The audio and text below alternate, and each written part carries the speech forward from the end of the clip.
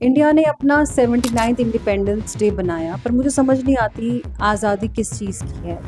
System हमारा क्यों बार बार fail हो जाता है। अब ये मैं इसलिए कह रही हूँ क्योंकि हरियाणा के भिवानी डिस्ट्रिक्ट में जमकर प्रोटेस्ट हो रहा है। वहाँ इंटरनेट सर्विसेज बंद कर दिए गए हैं, लोग सड़कों पर है, SMS सर्विस सब बंद हो गए हैं। कहानी है मनीषा, 19 साल की प्ले स्कूल टीचर की, जो 11 अगस्त को अपने घर से निकलती है, एज़ यूजुअल स्कूल जाती है। नर्स बनने का सपना था तो कोर्स की इंक्वायरी करने के लिए नर्सिंग कॉलेज जाती है, बट घर वापस नहीं लौटती है। 13 अगस्त को मनीषा की बॉडी मिलती है, गले में स्लिट होता है।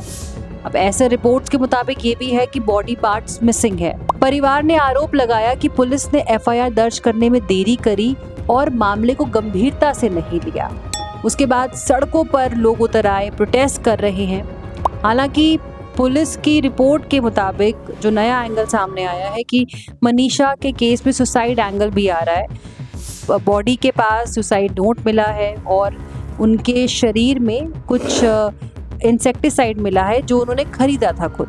बहुत सारे एंगल्स आ रहे हैं, लेकिन परिवार मानने को तैयार नहीं है कि उनकी बेटी सुसाइड कर सकती है।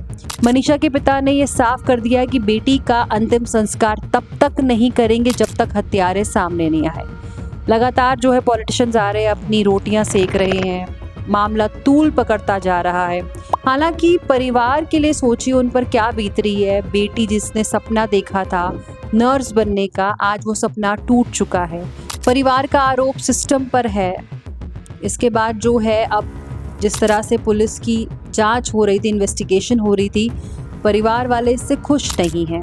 तो अब हरियाणा के CM नायब सिंह सैनी ने ट्वीट कर जानकारी दी है कि अब इस मामले को CBI जांच करेगी, यानी केस को जो है CBI को हैंड ओवर कर दिया गया है। 11 तारीख से बेटी लापता है, डेड बॉडी मिलती है बहुत ही बुरी हालत में, और अब आज जो है 20 अगस्त हो गई है। तो सिस्टम कहाँ फेल होता मुझे समझ नहीं आता।